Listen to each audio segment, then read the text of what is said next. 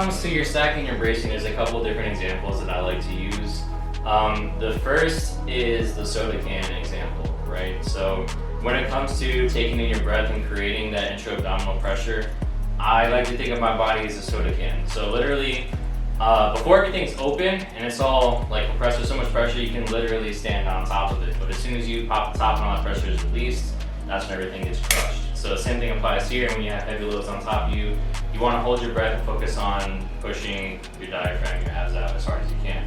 The other two examples that I more recently learned about, like this past year or two, was when it comes to the lining of your torso, right? So I always tell people not to squat like LeBron. Have you ever seen videos of him squatting or no?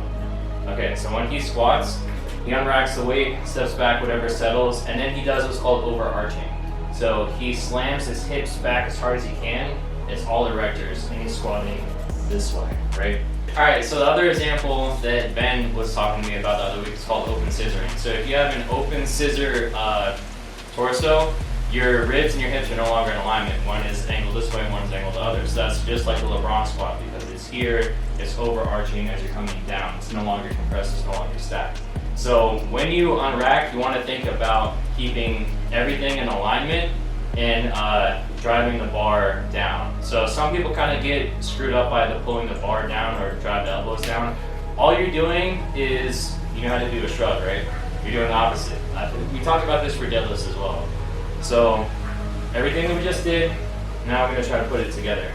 Set your grip, squeeze your shoulder blades together, create pressure against the rack. You're going to take in your breath, come underneath, stand up, step back, step out, settle the weight. Then from here, take in that huge breath, create that soda can pressure, and then don't overarch, but drive the bar down with your back. It's the opposite of a shrug, it's depressing your scapula, and then you're squatting this way. Your bar path is pretty solid. We'll get to that after the bracing. I just want to see if I can get you as tight and compact as possible. Set your grip, good. Squeeze your back together, keep all this tight, pressure against the rack. Take in a huge breath. Stand up, step back, step out, settle the weight. You're going to take in a huge breath again, push your abs out as hard as you can, and then drive your elbows down to get your lats tight. Hold the bar down physically. Yes, and now squat. Good. Couple more. Last one. Good. Walk it in. Nice. That's going to take some getting used to. Yeah, so you'll see, and this is where it gets kind of, I don't want to say controversial. A lot of powerlifters, you'll notice, they take in a huge breath and then they drive everything down this way before they squat. You can see from beginner all the way to pro, they all do the same thing. A lot of people say you shouldn't elevate before you breathe, because then it becomes a higher chest breath.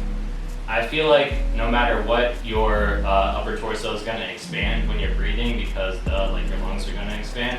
But I think what they're trying to say is you need to focus on breathing down and out into your diaphragm rather than up into your chest.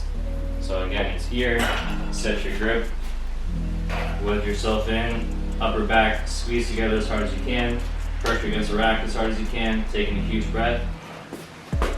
Up, back, out, settle, huge breath, drive the bar down. It's this motion that I need you to get a little bit tighter. And you need to maintain this throughout the whole movement, because if you just pull down, but then as you're going, you start to relax, then you're screwed because your upper back's loose. So your upper back is squeezed together and driving down at the same time throughout the whole thing.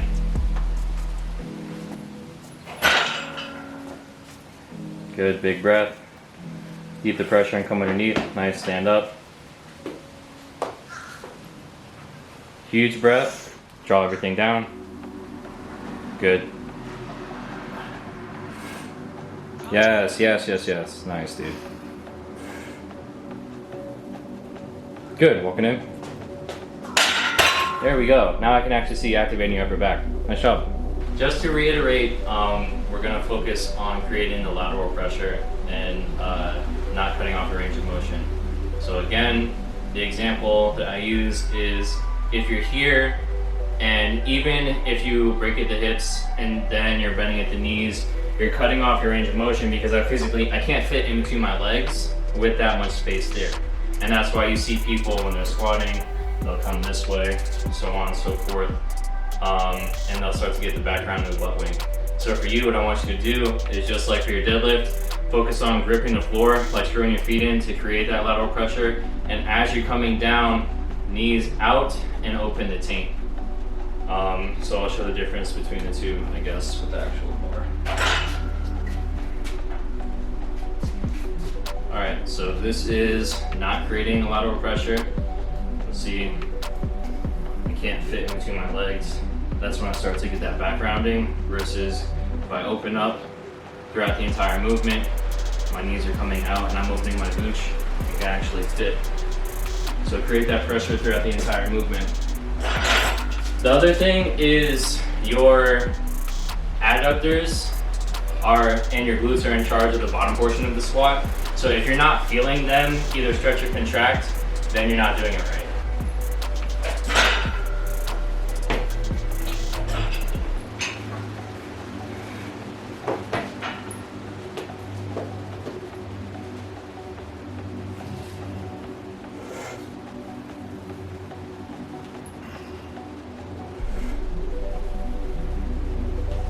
Good, last one. Cool, walk it in.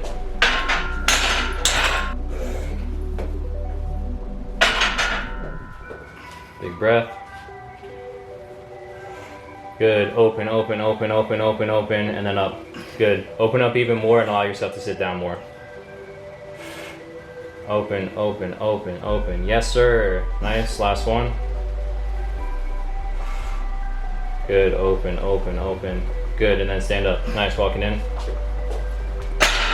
Cool, so the last thing you'll see is like the more that you open up, you're able to get better depth that way. So that's the other thing that kind of helped me get rid of the overarching and also hit better depth, was focusing on opening up my hips throughout the whole thing. Class from the peanut gallery.